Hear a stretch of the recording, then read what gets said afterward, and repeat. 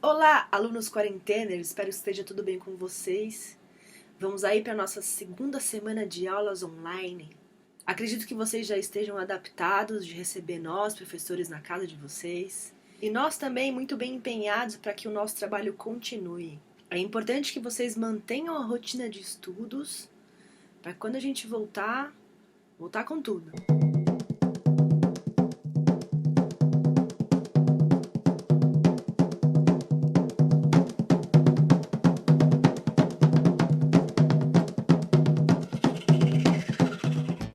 Olá, queridos alunos, primeira e segunda série ensino médio.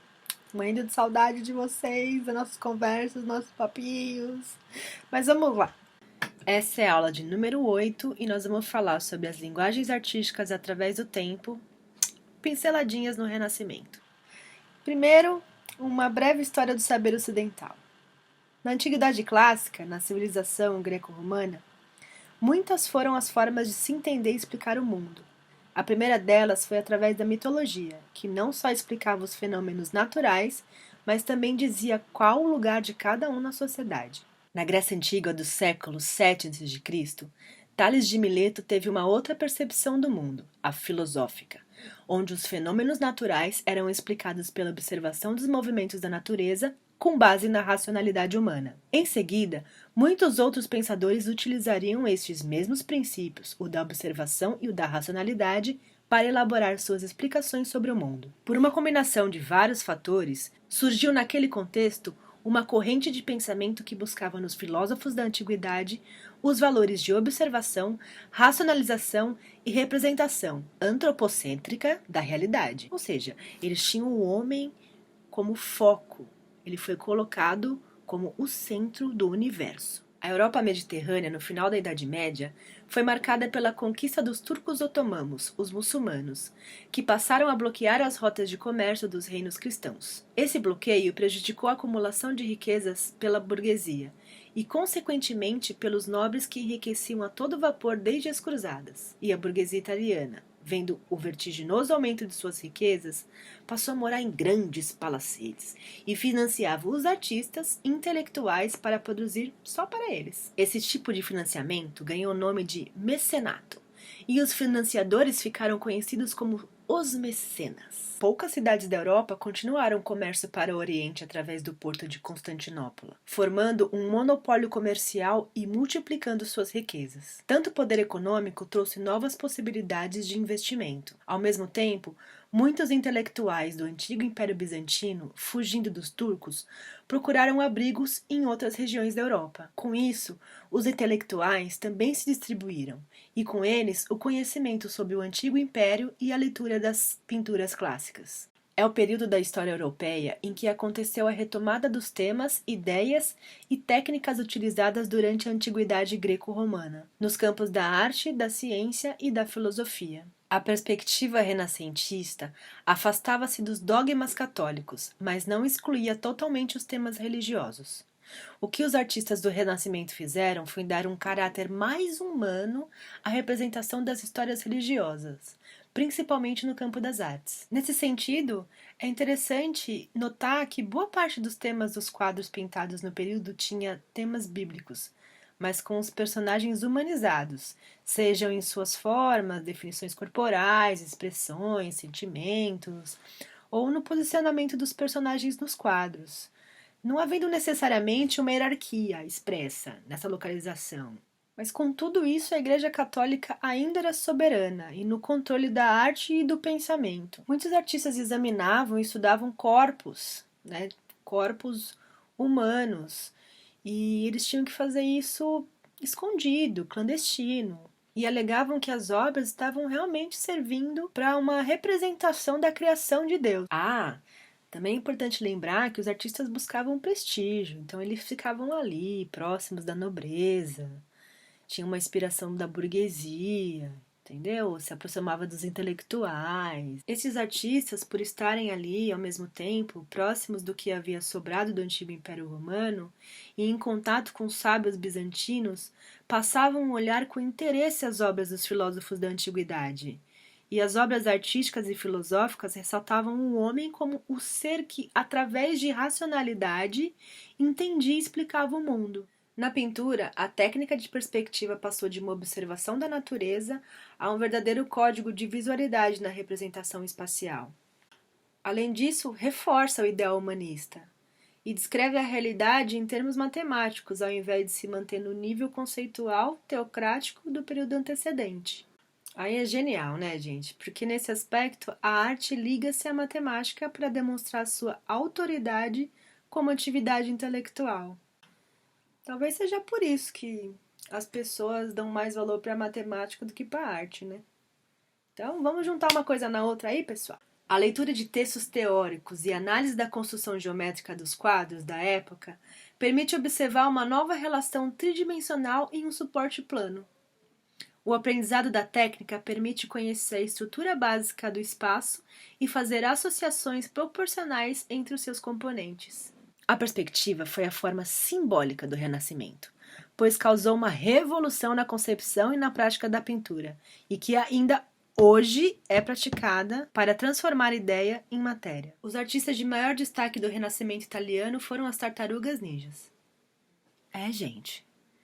Michelangelo, Leonardo, Rafael, Donatello. Ele tinha também alguns amiguinhos. O Giotto di Bondone, Caravaggio, Sandro Botticello e vários outros aí. É equivocado pensar que o Renascimento só se manifestou nas artes visuais, nas artes plásticas, né? Contribuições em outras áreas como literatura, filosofia, ciência foram muito expressivas. Então, é um momento que a humanidade sofre uma transformação de pensamento, de intelecto, de criatividade. Acontece um monte de coisa nova. Na ciência, por exemplo, o destaque foi para o Galileu Galilei. Ele foi um físico e matemático italiano que deu continuidade às ideias do Nicolau Copérnico ao defender que a Terra girava em torno do Sol, a teoria heliocêntrica, e não o contrário, a teoria geocêntrica. Por essa defesa, ele quase foi queimado na fogueira, menina. A Inquisição, pegou ele. Mas aí ele renunciou às suas ideias e tudo ficou bem. Ou não, né? Eu juro que eu não tô querendo falar nada sobre terraplanismo. Eu juro. Na filosofia, René Descartes, filósofo e matemático, defendeu a reestrutura do conhecimento a partir de bases exatas, a fim de que nos livremos das incertezas e das falácias. Um dos fundadores do humanismo, Thomas More, em sua obra A Utopia, descreveu uma sociedade que valoriza o ser humano, em que a riqueza não separa as pessoas e as potencialidades humanas são desenvolvidas. Luís de Camões, escritor português, representou as navegações de Vasco da Gama e seus homens em busca de uma nova rota para as Índias, a obra Os Lusíadas. Nela, em forma de poema, Camões dá um tom épico às aventuras dos narradores. Miguel de Cervantes, escritor espanhol, ganhou notoriedade por Dom Quixote, obra em que satiriza a cavalaria medieval com um cavaleiro que via dragões no lugar de moinhos e era auxiliado por um escudeiro gordinho e desajeitado, o Sancho Panza. O teatro era de caráter popular e suas apresentações eram realizadas nas ruas e praças públicas. As companhias eram itinerantes e possuíam uma estrutura de esquema familiar. É nessa época que fica muito comum a figura do bobo da corte, o nome pelo qual era chamado aquele empregado do rei, sabe? Que era encarregado de entreter ele, a rainha, fazer ele sempre rir. Então, muitas vezes eram as únicas pessoas que podiam criticar o rei, sem correr o risco de cortar a cabeça. Uma vez que a sua função era fazê-lo rir, assim como os palhaços fazem nos dias atuais.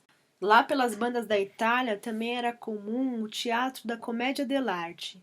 Também tinha essa característica popular, tinha o uso de máscaras, de personagens específicos, tendo um roteiro chamado Canovaccio, que eles chegavam, ficavam sabendo das atualidades, o que estava fazendo ali, o que estava acontecendo na região, ficava sabendo das fofocas das pessoas mais populares, e aí eles apresentavam à noite para mexer com aquelas pessoas. A Elizabeth I da Inglaterra também adorava teatro, e ela tinha um gosto bem peculiar, assim, ela gostava de espetáculos populares, com bastante gente, gente que cuspia fogo, que fazia mágica, várias representações de todos os tipos.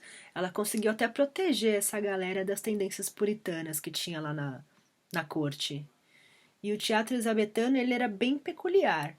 E ela carregava essa galera toda com a corte por onde ela fosse. O teatro da Inglaterra naquela época ganhou até um nome específico, Teatro Elizabetano, se referindo exatamente às obras escritas e interpretadas durante o seu reinado, sendo diretamente associado à figura do nosso queridíssimo, conhecidíssimo, aclamado William Shakespeare.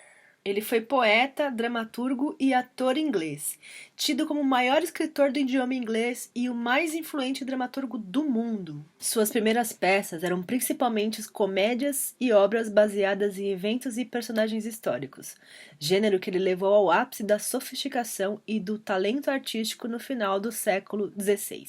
E a partir de então ele começou a escrever as tragédias, incluindo Hamlet, Rei Lear e Macbeth, considerada alguma das obras mais importantes da língua inglesa.